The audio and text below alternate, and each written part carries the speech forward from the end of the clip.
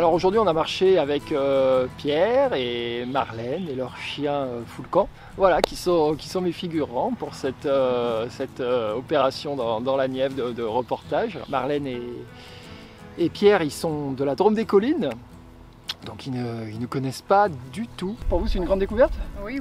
Ah, Je ne connais pas. La Nièvre inconnue au bataillon.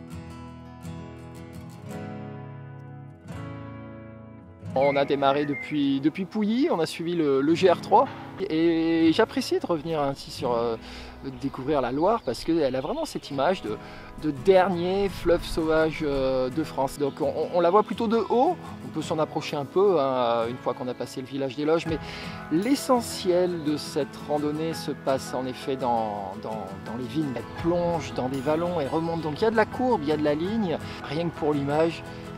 C'était déjà une belle réussite cette journée.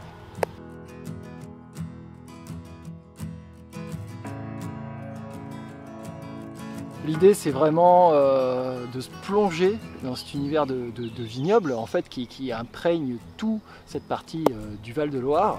Il faut poser des questions, il faut aller vers les caves, il faut goûter, il faut toucher, il faut vraiment se laisser porter par le vignoble.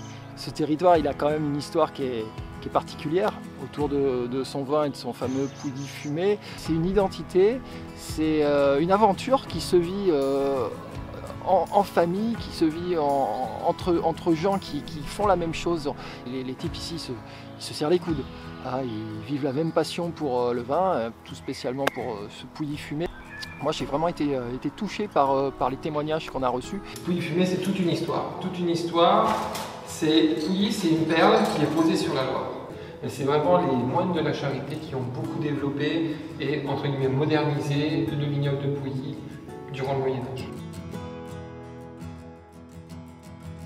Alors ouais, on a rencontré Jérôme qui est de la famille Pabio. Il synthétise bien cette passion.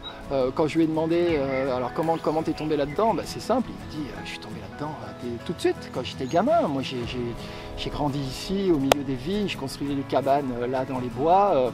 Le Pouilly fumé, c'est un blanc très fruité. On a vraiment beaucoup de concentration, beaucoup de fruité.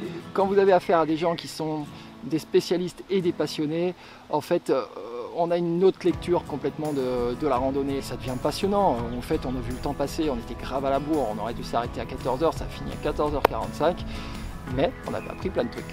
Très instructif, très instructif, très en rapport avec le lieu, tout simplement.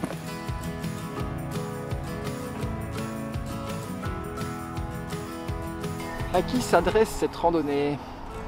Elle s'adresse à des marcheurs qui savent prendre le temps, des gens qui sont férus de terroirs, voilà, et qui sont notamment en quête de nouveaux terroirs à découvrir, des gens qui ont un intérêt aussi pour le vin. Donc ouais, si vous aimez un petit peu tout ce qui est œnotourisme, œnorando, franchement ici, ça devrait être sur votre bucket list parmi les incontournables.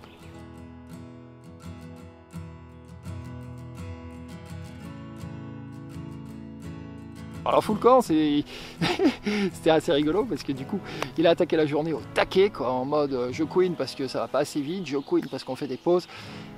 Et la fin, c'était plus le même chien qui est rentré à la chambre d'hôte à Champlémy chez Marie-Noël, c'était déjà plus pareil.